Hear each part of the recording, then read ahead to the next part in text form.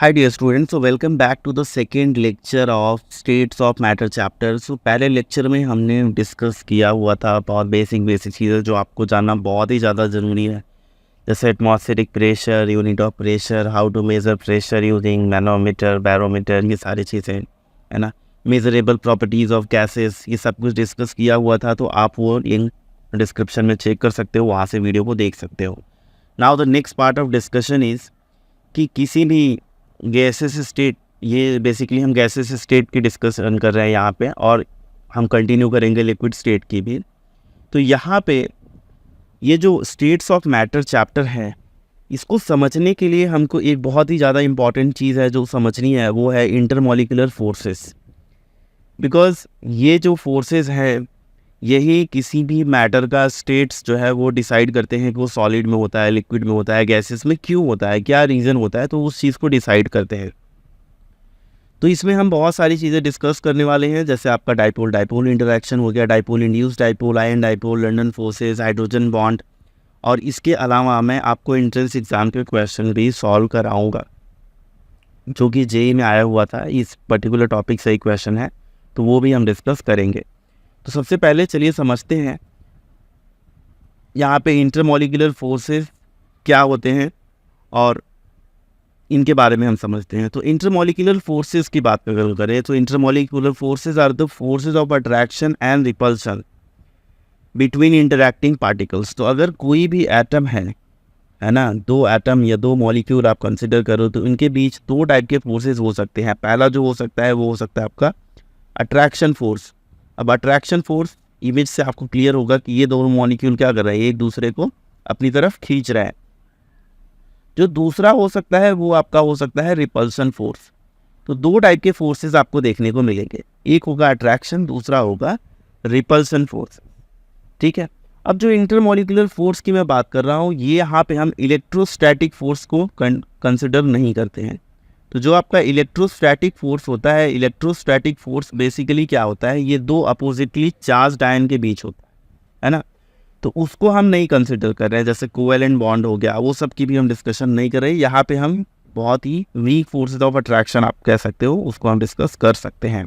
तो जो attractive intermolecular forces होते हैं, है ना, तो अट्रैक्टिव इंटरमॉलिक्यूलर फोर्सेस को बच्चों हम बोलते हैं वॉन्डर वॉल्स फोर्सेस।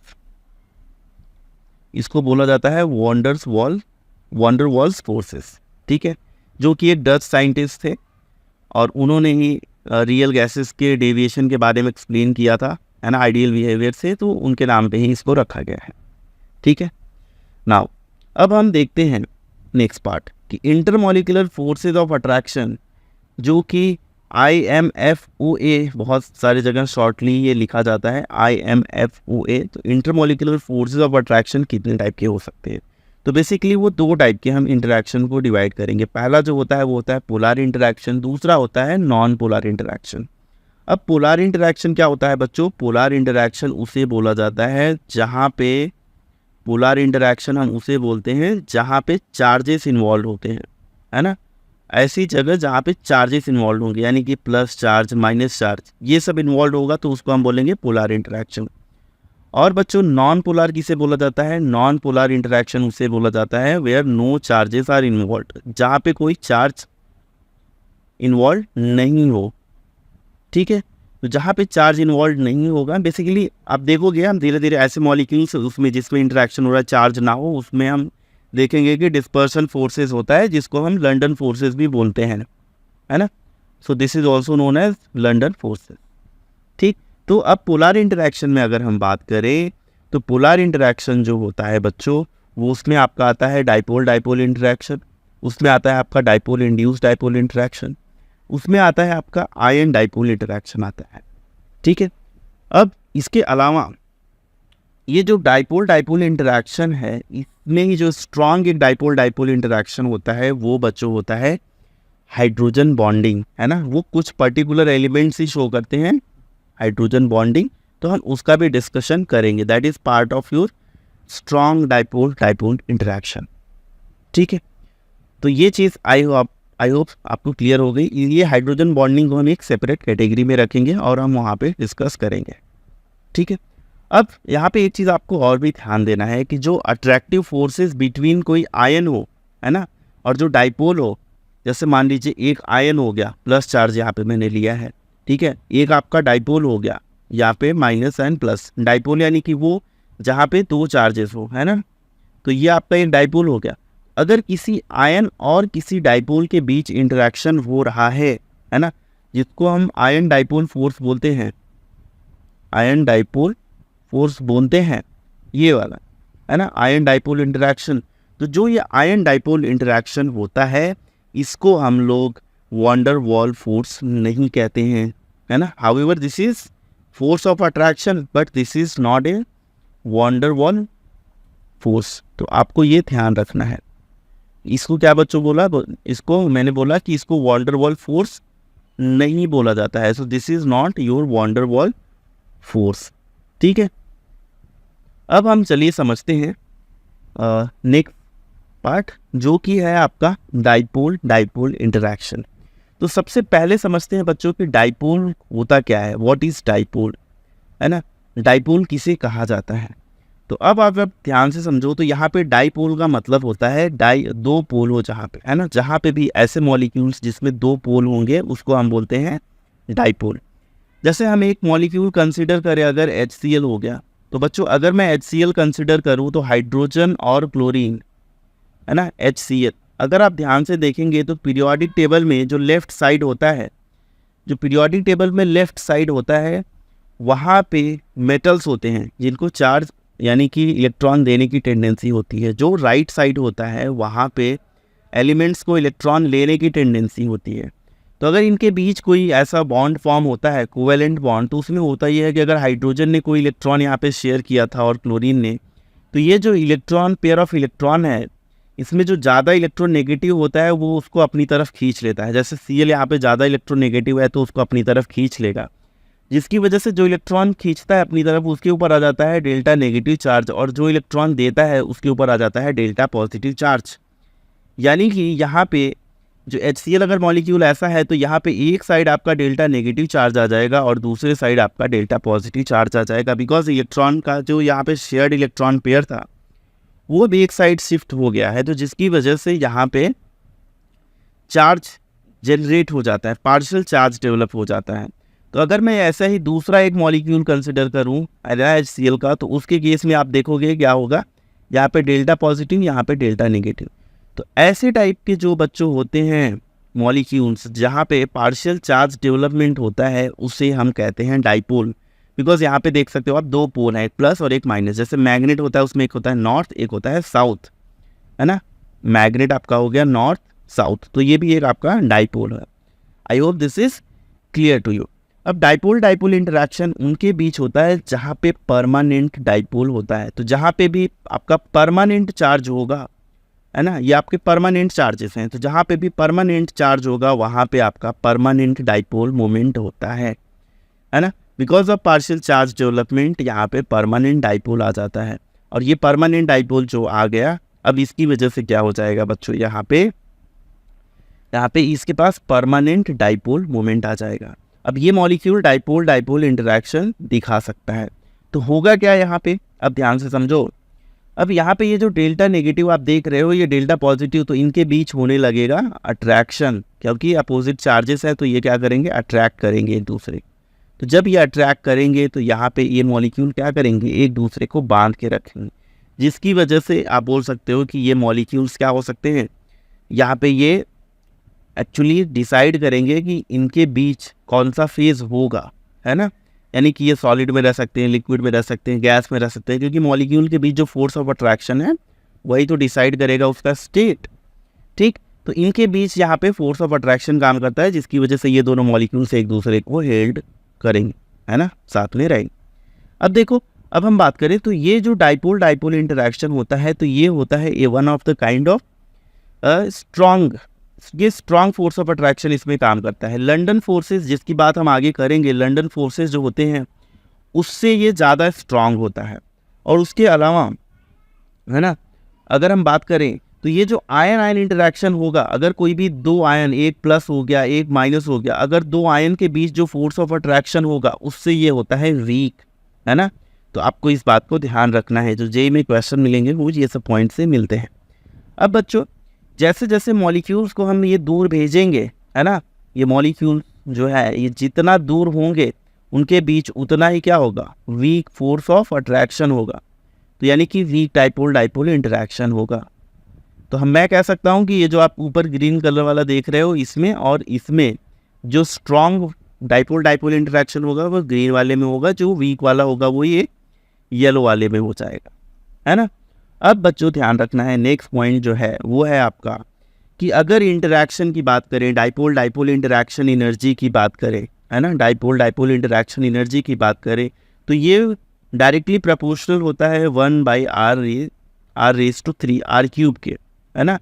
तो डाइपोल डाइपोल इंटरेक्शन एनर्जी जो होती है वो किसके डायरेक्टली प्रोपोर्शनल होती है, 1/r³ के। और किस स्टेट में बच्चों, जब ये स्टेशनरी रहेंगे, यानी मॉलिक्यूल समझ लो आप सॉलिड स्टेट में है, एक जगह फिक्स्ड है।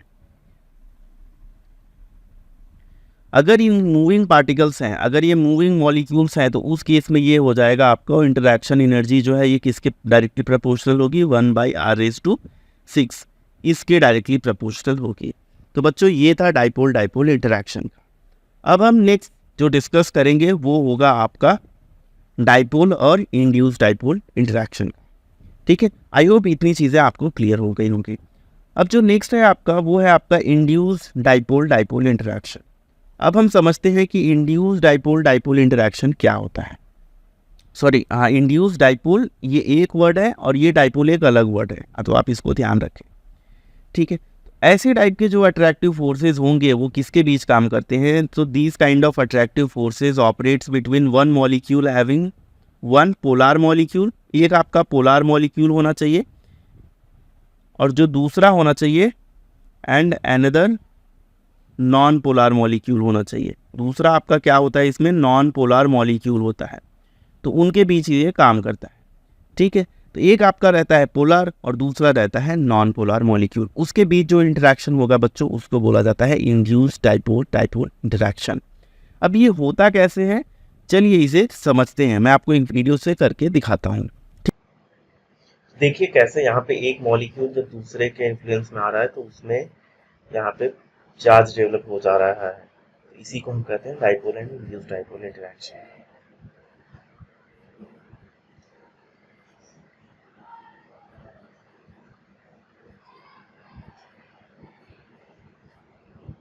सो बच्चों आपने देखा है वीडियो के माध्यम से कि कैसे induced dipole and dipole interaction होता है, ठीक है।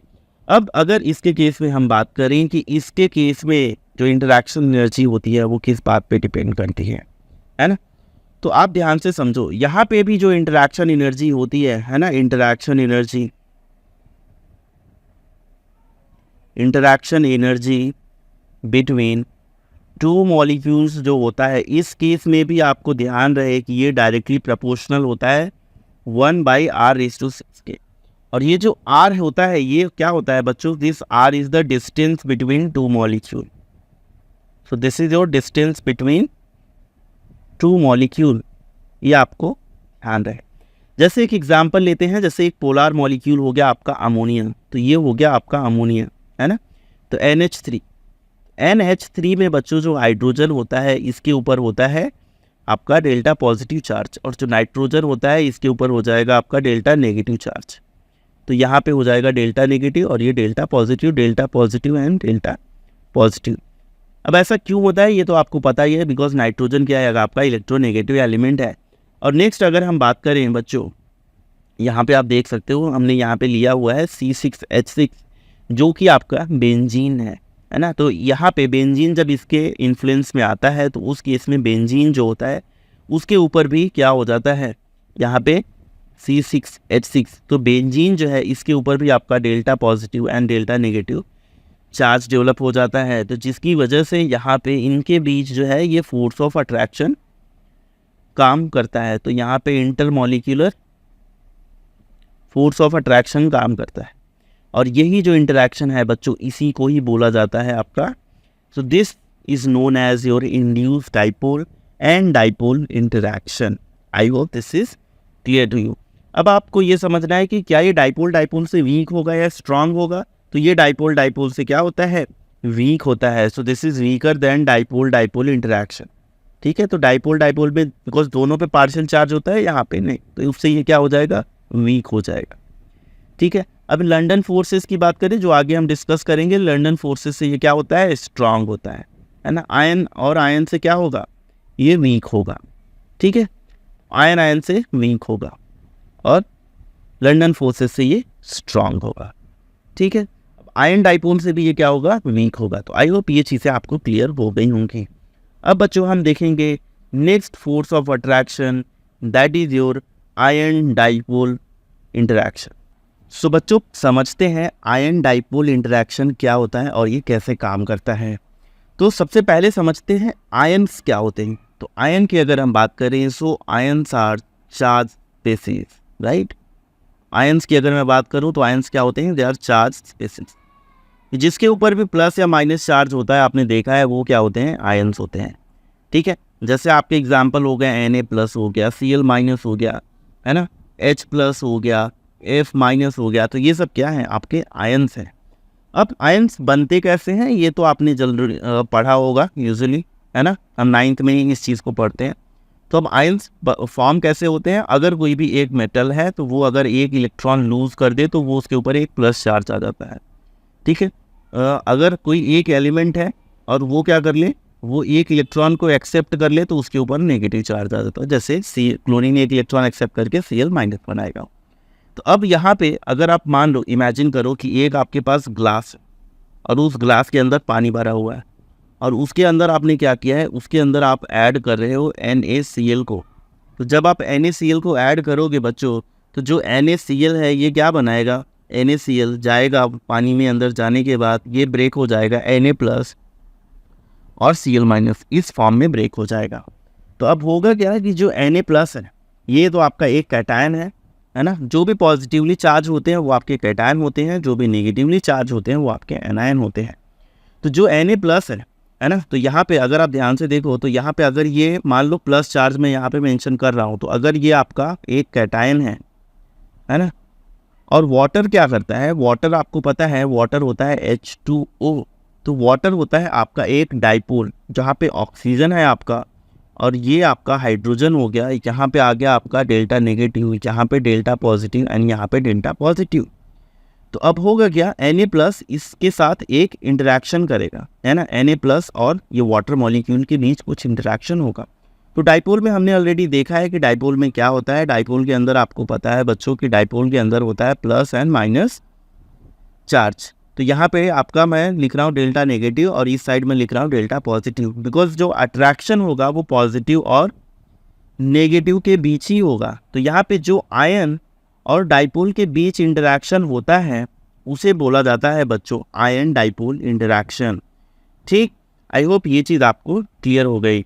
और हमने ये भी देखा कि this is not the part of van der Waals force. ठीक है, तो ये जो इंटरेक्शन है इसी को हम बोलते हैं आयन डाइपोल इंटरेक्शन। अब हम इमेजिन करके देखते हैं कि Na+ के साथ कैसा होगा इंटरेक्शन। तो यहाँ पे आपका हो गया अगर Na+, ये आपका हो गया कैटायन, और बच्चों यहाँ पे मैं अगर वाटर मॉलिक्यूल को लिखूँ तो ये प्लस चार्ज है तो ऑक्सीजन इसके आसपास होगा, है ना। तो यहाँ पे ऑक्सीजन आएगा आपका, ये बात ध्यान रहे। ठीक है, क्योंकि प्लस के आसपास कौन अट्रैक्ट होगा, माइनस। ठीक है, तो यहाँ पे आपका हाइड्रोजन, और हाइड्रोजन के ऊपर होता है बच्चों डेल्टा पॉजिटिव, यहाँ पे delta positive delta positive delta positive, again delta positive delta positive delta positive delta positive, यहाँ पे सब जगह डेल्टा पॉजिटिव आपको लिख देना है। यहाँ पे delta negative delta negative delta negative delta negative and delta negative. ये जो बच्चों फोर्स ऑफ अट्रैक्शन यहाँ पे काम कर रहा है इसी को बोला जाता है आयन डाइपोल इंटरेक्शन। सिमिलरली आप यहाँ पे क्या कर सकते हो, Cl- के साथ भी आप दिखा सकते हो इंटरेक्शन को। उसकी इसमें हाइड्रोजन जो होगा वो आपका यहाँ पे होगा क्लोरीन के साइड। ठीक है, तो ये आपका हो गया यहाँ पे क्लोरीन का वाटर के साथ इंटरेक्शन। तो यहाँ पे ये हो जाएगा डेल्टा नेगेटिव, है ना, सब डेल्टा नेगेटिव है ये, और यहाँ पे सॉरी डेल्टा पॉजिटिव है हाइड्रोजन वाले, और ऑक्सीजन वाले हैं आपके डेल्टा नेगेटिव। ठीक है, तो इनके बीच जो फोर्स ऑफ अट्रैक्शन काम करेगा ये भी आपका है एक example of ion dipole interaction का। I hope this is clear to you. ठीक है, अब बच्चों हम नेक्स्ट जो डिस्कस करेंगे that is your London forces. So बच्चों next kind of intermolecular forces of attraction में हम देखेंगे लंडन फोर्सेस को। तो चलिए समझते हैं। एक चीज़ हमने देखा कि किसी भी टाइप के इंटरैक्शन के लिए वहाँ पे ज़रूरी होता है कि उसमें पोलैरिटी हो, यानी पार्शियल डेवलपमेंट जब होगा चार्जेस का तो वहाँ पे वो एक दूसरे को ईजिली अट्रैक्ट कर पाएंगे। बट कुछ ऐसे नॉन पोलर हम नॉन पोलर मॉलिक्यूल्स की बात करें तो वहाँ पे कोई चार्ज नहीं होता है ना, और वो डाइपोल भी नहीं होते हैं। उनके केस में जो होता है वो कम्प्लीटली एटम्स और नॉन पोलर मॉलिक्यूल्स जो होते हैं वो सिमेट्रिकल डिस्ट्रीब्यूशन होता है इलेक्ट्रॉन्स का। तो हम कह सकते हैं उनके बीच जो होगा इंटरमॉलिक्यूलर फोर्सेस ऑफ अट्रैक्शन नहीं होगा। बट ऐसा होता है क्या? तो चलिए समझते हैं। तो अगर हम कंसिडर करें कि जो नॉन पोलर मॉलिक्यूल है उसमें कोई भी इंटरमॉलिक्यूलर फोर्सेस ऑफ अट्रैक्शन नहीं है तो वो सॉलिड या लिक्विड फॉर्म में एग्जिस्ट कर नहीं सकते, क्योंकि सॉलिड और लिक्विड जो होता है उसके केस में तो IMFOA होता ही है ना, ये हम कह सकते हैं। बट ऐसा होता नहीं है ना। होता क्या है वो समझते हैं। तो एज पर रूल हमने देखा कि लंडन फोर्सेस अगर कोई भी इंटरैक्शन नहीं होगा तो सॉलिड और लिक्विड फॉर्म में एग्जिस्ट नहीं करेगा, वो किस में करेगा? केवल गैस फॉर्म में एग्जिस्ट करेगा। ठीक है, अब देखिए समझते हैं। अब अगर हम बेंजीन की बात करें तो बेंजीन जो होता है वो नॉन पोलर मॉलिक्यूल होता है। तो अगर बेंजीन नॉन पोलर मॉलिक्यूल है तो क्या ये गैस फॉर्म में एग्जिस्ट करता है? आंसर होगा नहीं। ये किस फॉर्म में एग्जिस्ट करता है? ये एग्जिस्ट करता है लिक्विड फॉर्म में।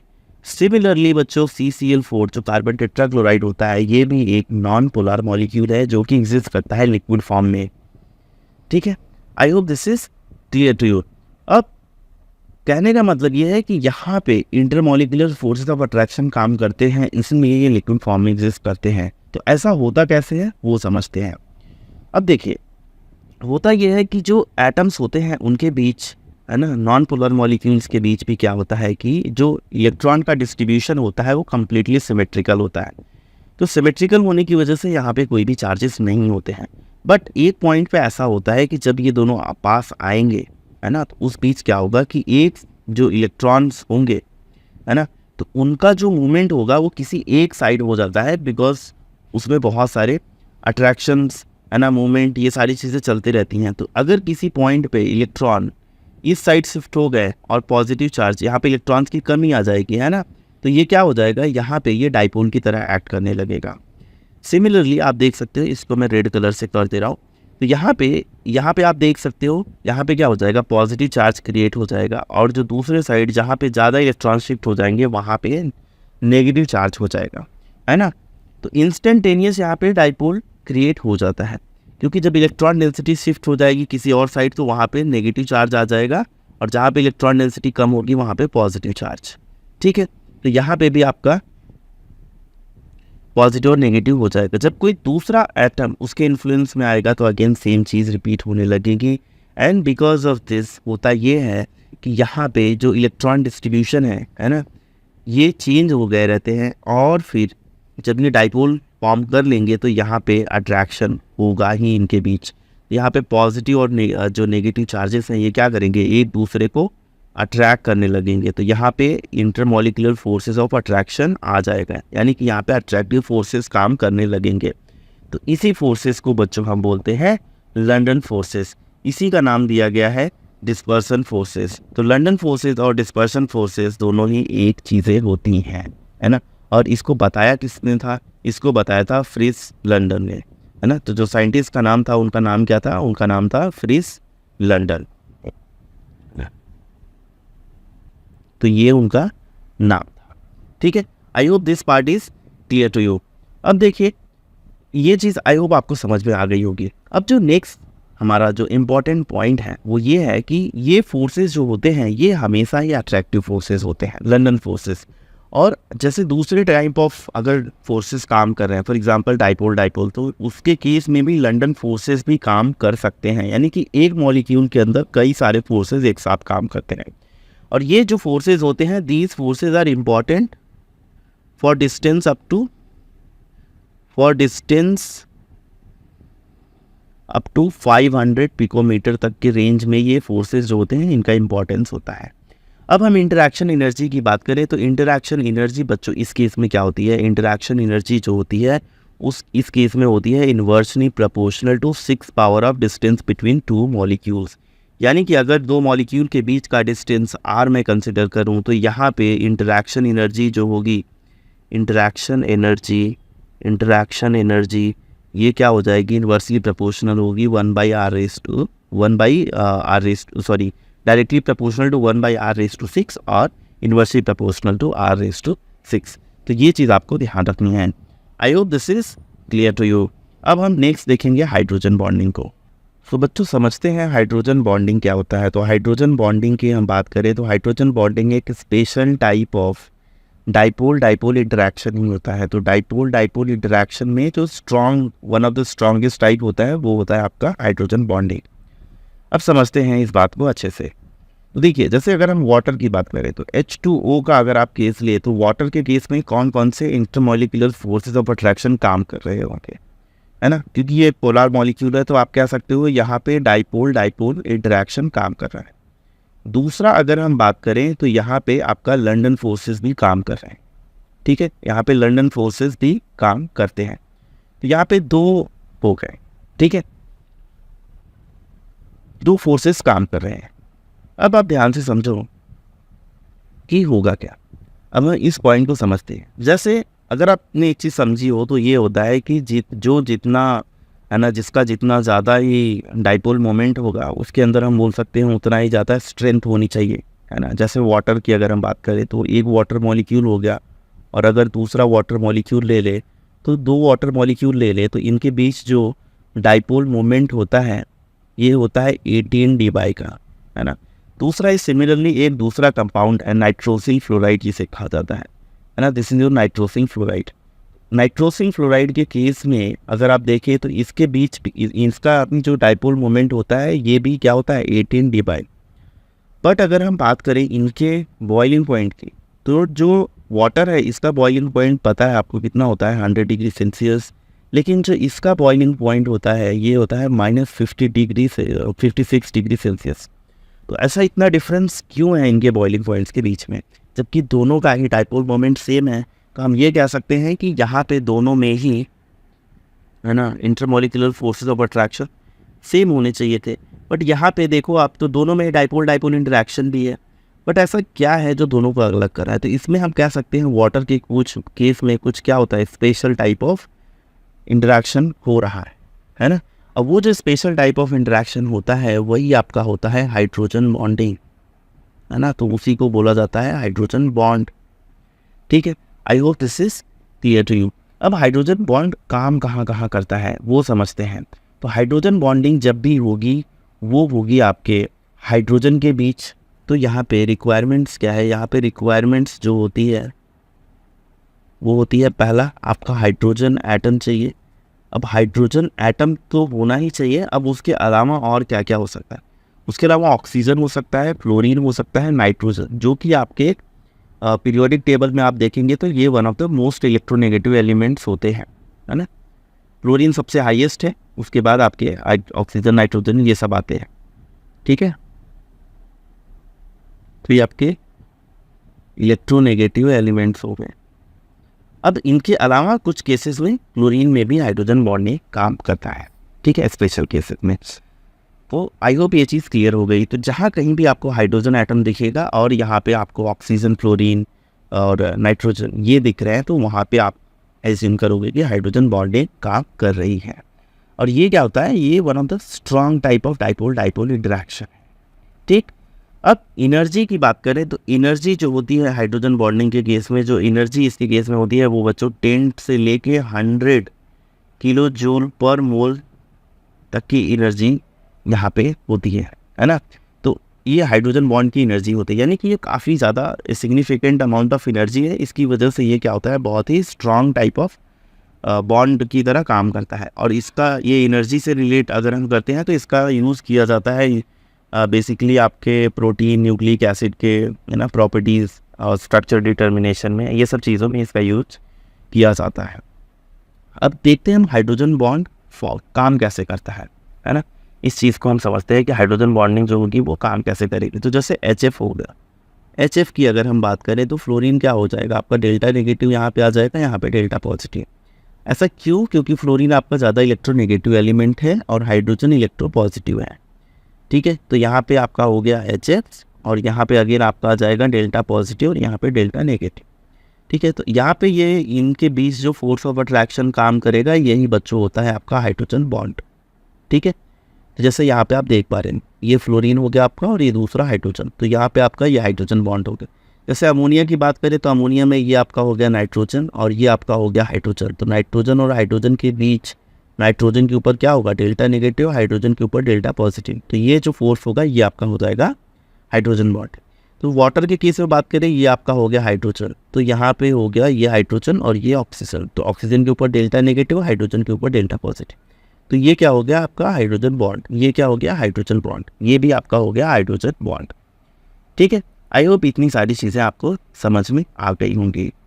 अब हम समझते हैं नेक्स्ट पॉइंट, जो नेक्स्ट हमारा डिस्कशन है वो ये है hydrogen bonding in case of water. तो बेसिकली एक क्वेश्चन हमेशा पूछा जाता है, बहुत बार पूछा भी गया है आई थिंक, कि सॉलिड अगर केस में बात करें तो जो वाटर होता है उसमें कितने हाइड्रोजन बॉन्ड फॉर्म करता है एक मॉलिक्यूल। तो इस केस में आपको ध्यान रखना है कि जो एक वाटर मॉलिक्यूल है ना, एक वाटर मॉलिक्यूल है, आपको इस बात का ध्यान रखना है। मैं इसको दिखा रहा हूँ यहाँ पे, तो ये जो एक वाटर मॉलिक्यूल है यहाँ पे एक इसका हाइड्रोजन हो गया, ये एक इसका हाइड्रोजन हो गया। ठीक है, तो ये दोनों किसके साथ हाइड्रोजन बॉन्ड बनाते हैं, ऑक्सीजन के साथ। और इसके अलावा जो दो लोन पेयर हैं, है ना, इसके अलावा जो यहाँ पे दो लोन पेयर हैं, तो ये आपका एक बॉन्ड और ये एक बॉन्ड। तो ये टोटल यहाँ पे नंबर ऑफ हाइड्रोजन बॉन्ड की अगर हम बात करें तो एक मॉलिक्यूल आइस के केस में एक मॉलिक्यूल कितने बॉन्ड बनाता है, टोटल 4 हाइड्रोजन बॉन्ड बनाता है। तो इस बात का आपको ध्यान रखना होगा, ये कई बार पूछा जा चुका है। सिमिलरली अगर हम लिक्विड की बात करें तो लिक्विड के केस में एवरेज, है ना, हालांकि ये बहुत ही डिबेटेबल टॉपिक है, बट एवरेज अगर लिया जाता है तो नॉर्मल रूम टेम्परेचर पे ये टोटल 3 ही बनाता है हाइड्रोजन बॉन्ड। ठीक है, ये आपको ध्यान रखना है। तो आइस के केस में, सॉलिड के केस में ये आपका टेट्राहेड्रल शेप में रहता है बिल्कुल, और ये टोटल 4 बॉन्ड फॉर्म करता है। तो आई होप आपको ये चीज़ क्लियर हो गई होगी। ठीक है, अब हम देखते हैं नेक्स्ट टॉपिक। अब एक जो और इम्पॉर्टेंट चीज़ है वो आपको जानना ज़रूरी है, वो होता है थर्मल एनर्जी। थर्मल एनर्जी क्या होता है वो समझ लेते हैं शॉर्टली, है ना। तो अगर हम थर्मल एनर्जी की बात करें तो थर्मल एनर्जी बेसिकली होता है कि this is energy of a body arising from motion of its atoms और मॉलिक्यूल। यानी कि जब भी कोई एटम होगा या मॉलिक्यूल होगा, है ना, तो वो एटम या मॉलिक्यूल का जो मोशन होगा, है ना, energy of a body arising from motion of its atom और मॉलिक्यूल। कोई भी बॉडी हो गई, जो एटम होगा या मॉलिक्यूल होगा, ये क्या करेंगे, इनका मोशन होता रहता है। तो मोशन जब कंटिन्यूसली होता रहेगा तो उसकी वजह से जो एनर्जी आती है वही आपकी होती है थर्मल एनर्जी। अब यहाँ पे एक रिलेशन है जो आपको ध्यान रखना है, वो ये है कि intermolecular forces of attraction versus thermal energy, इनके बीच क्या रिलेशन है।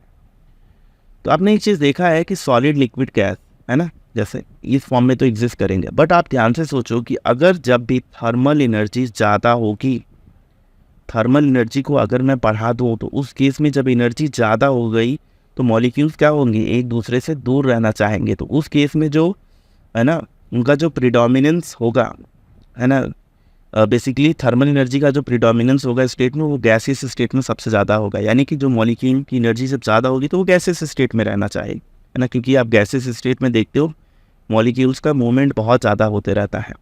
तो मैं ये कह सकता हूँ कि प्रीडोमिनेंस ऑफ थर्मल एनर्जी अगर मैं यहाँ पे लिखूँ तो प्रीडोमिनेंस ऑफ थर्मल एनर्जी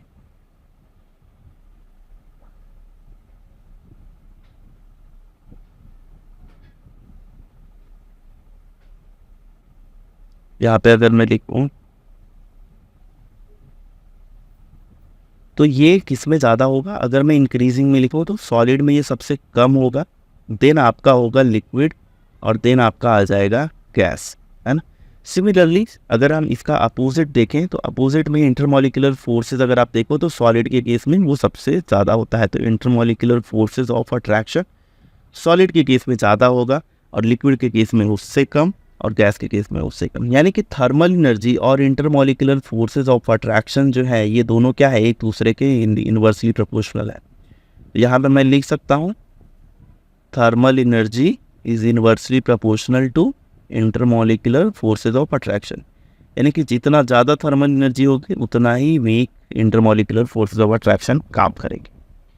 ठीक है, अब ये चीज़ आपको क्लियर हो गई। अब बच्चों एक चीज़ और भी ध्यान रखना है कि अट्रैक्टिव फोर्सेस के अलावा जो रिपल्सिव फोर्सेस होते हैं वो भी मॉलिक्यूल्स में काम करते हैं, है ना। तो किसी भी मॉलिक्यूल को एग्जिस्ट करने के लिए किसी पर्टिकुलर फेज में वो हमेशा बैलेंस होना चाहिए। किसका बैलेंस होना चाहिए? Balance between attractive forces and repulsive forces. तो जिसका भी ज़्यादा होगा उसके अकॉर्डिंग मॉलिक्यूल एग्जिस्ट करेगा। ठीक है, तो जैसे अगर आप ध्यान दो कि सॉलिड्स जो होते हैं उनको आप अगर कंप्रेस करना चाहोगे तो वो कंप्रेस नहीं होंगे, है ना। लिक्विड है अगर आप उसको दबाना चाहोगे तो वो दबेगा नहीं, क्योंकि वहाँ पे रिपल्सिव फोर्सेस फिर बहुत ज़्यादा काम करने लगते हैं। जब मॉलिक्यूल्स बहुत पास आ जाते हैं तो रिपल्सिव फोर्सेस वहाँ पे प्रीडोमिनेंट हो जाते हैं, है ना। अट्रैक्टिव फोर्सेस नहीं, रिपल्सिव फोर्सेस बहुत ही ज़्यादा बढ़ जाते हैं, तो जिसकी वजह से हम उसको कंप्रेस नहीं कर पाएंगे। ठीक, और सिमिलरली गैसेस हो गई, गैसेस को जब आप कंप्रेस करोगे तो वो लिक्विड में कन्वर्ट हो जाती हैं, है ना। तो ये चीज़ का ध्यान रहे, रिपल्सिव फोर्सेस भी काम करते हैं और किसी भी फॉर्म में एग्जिस्ट करने के लिए यहाँ पे बैलेंस होना बहुत ज़रूरी है। अब हम सॉल्व करेंगे कुछ क्वेश्चन को जो कि एंट्रेंस एग्जाम पे पूछे गए थे। चलिए उन्हें सॉल्व करते हैं। तो यहाँ पे जेई में मुझे क्वेश्चन मिले, तो चलिए समझते हैं कौन कौन से क्वेश्चन। तो पहला क्वेश्चन ये कह रहा है the predominant intermolecular forces present in ethyl acetate a liquid are. तो यहाँ पे ये कह रहा है कि इथाइल एसीटेट जो है वो किस फॉर्म में है, इस बात का ध्यान रहे वो लिक्विड फॉर्म में है। ठीक है, तो जब इथाइल एसीटेट का हम लिक्विड फॉर्म में अगर हम एज्यूम कर रहे हैं तो इथाइल एसीटेट का फॉर्मूला आपको पता होना चाहिए, है ना, केमिकल स्ट्रक्चर्स, तभी तो आप समझ पाओगे। तो इथाइल एसीटेट होता है ये, ठीक है, यहाँ पे ऑक्सीजन एंड देन यहाँ पे आपका इथाइल ग्रुप।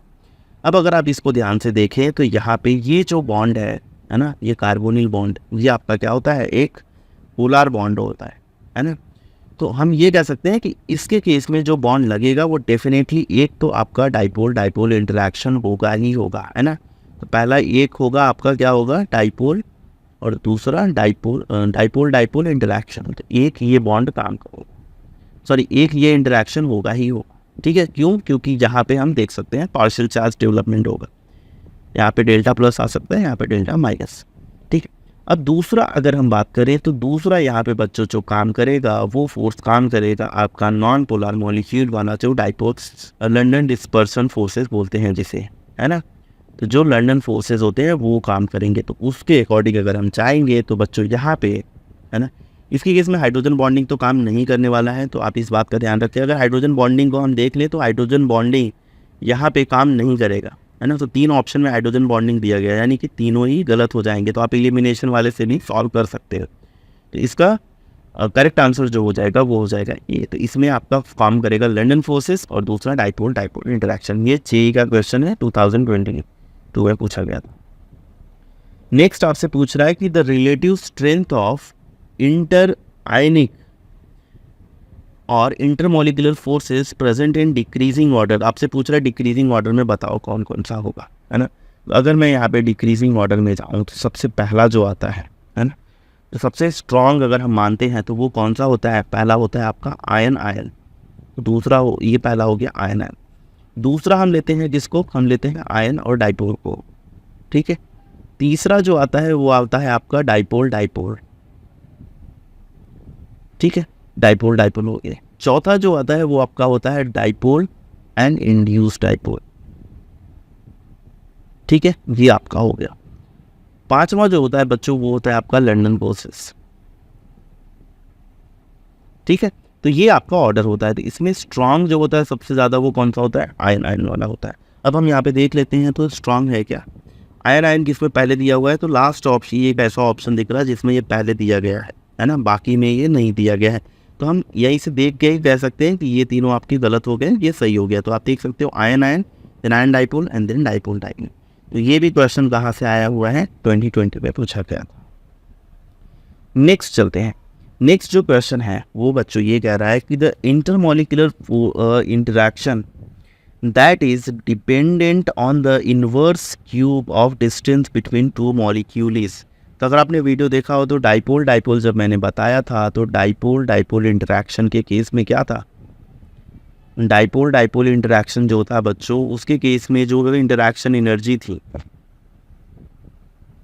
इंटरेक्शन एनर्जी जो थी वो क्या थी, 1 डायरेक्टली प्रोपोर्शनल टू 1/r⁻3, वो है ना स्टेशनरी स्टेट में थी, है इस बात का ध्यान रहे। यहाँ पे ऑप्शन देखते हैं, लंडन फोर्सेस नहीं है, hydrogen bond that is a type of dipole dipole interaction, क्योंकि और कुछ दिया नहीं गया है, तो आपका जो करेक्ट ऑप्शन होगा वो हो जाएगा हाइड्रोजन बॉन्ड के केस में। ठीक है, आई होप ये चीज़ आपको क्लियर हो गई होगी। ठीक है, अब नेक्स्ट देखते हैं। नेक्स्ट एक क्वेश्चन और दिया गया है, वो कह रहा है कि मैच कराना है आपको। क्या है क्वेश्चन देखते हैं, match the type of interaction in column A with distance dependence of their interaction energy in column B. आपको यहाँ पे टाइप ऑफ फोर्सेस दिए गए हैं, उससे बोल रहा है कि आप करेक्ट यहाँ पे बताइए कि किसका किससे मैच होगा, है ना। तो बेसिकली इंटरैक्शन एनर्जी का जो रिलेशन है वो आपको समझना पड़ेगा सबसे पहले। तो यहाँ पे इंटरैक्शन एनर्जी है ना आपको समझना पड़ेगा। तो यहाँ पे मैं एक साइड लिख रहा हूँ डिस्टेंस और एक साइड में लिख रहा हूँ type of force, type of interaction या फिर। ठीक है, तो अगर हम पहला देखें, है ना, आयन आयन जो है ना, आयन आयन। अब देखो आयन आयन जो है, आयन आयन किस पे डिपेंड करता है, ये डायरेक्टली प्रोपोर्शनल होता है 1/r। ठीक है, दूसरा आपका होता है डाइपोल डाइपोल। तो जो डाइपोल डाइपोल होता है वो बच्चों होता है 1/r⁻3, ये किसमें, स्टेशनरी में। और अगर आपका मूविंग स्टेट है तो उसके केस में 1/r⁻6 होता है। ठीक है, तीसरा आपका हो गया लंदन फोर्सेस, तो यहाँ पे दिया गया है। अब लंदन फोर्सेस की बात करें तो ये होता है 1/r⁻6। ठीक है, अब नेक्स्ट हम एक लेते हैं, जैसे आयन डाइपोल हो गया। आयन डाइपोल के केस में क्या होगा, आयन डाइपोल के केस में ये होता है 1/r²। ठीक है, आयन डाइपोल के केस में ये होता है 1/r²। आई होप इतनी सारी चीज़ें आपको क्लियर हो गई। अब इसमें और भी कुछ बच रहा है क्या, इसमें आपका एक ये बच रहा है आयन और induce dipole, sorry dipole and induce dipole. तो ये हो गया आपका डाइपोल और यहाँ पे इंड्यूस डाइपोल। इसके केस में इंटरैक्शन एनर्जी किस पे डिपेंड करेगी, ये होती है डायरेक्टली प्रोपोर्शनल टू 1/r⁻6 के। ठीक है, तो ये सबका मैंने बता दिया कि किसका कौन से फोर्स का क्या होगा इंटरैक्शन एनर्जी का relation between the distance of the molecule. अब इसके अकॉर्डिंग यहाँ पे चेक करते हैं। यहाँ पे सबसे पहले देखते हैं आयन आयन का। तो आयन आयन का हो गया बच्चों 1/r। दूसरा हो गया डाइपोल डाइपोल, यानी 1 का हो गया ए। अब 1 का ए 3 ऑप्शन दिया गया है, यानी कि ए इनकरेक्ट हो गया। अब बी सी डी में से कोई हो सकता है। दूसरा बोल रहा है dipole dipole, dipole dipole reaction, यानी कि सेकंड का होगा सी। ठीक है, तो सेकंड का सी केवल यहाँ पे दिया गया है, बाकी यानी बी और सी इनकरेक्ट हो गए, डी आपका सही हो। एंड थर्ड जो है वो आपका डी है ना। तो आप देख सकते हो यही आपका करेक्ट आंसर है। तो आप देख सकते हो this is one of the important topic, because यहाँ से क्वेश्चंस आपको पूछे गए हैं जेईई में। सो ऐसे वीडियोस के लिए चैनल को सब्सक्राइब कर लीजिए, वीडियो पसंद आया तो लाइक कीजिए and share with your friends. Thank you so much for watching.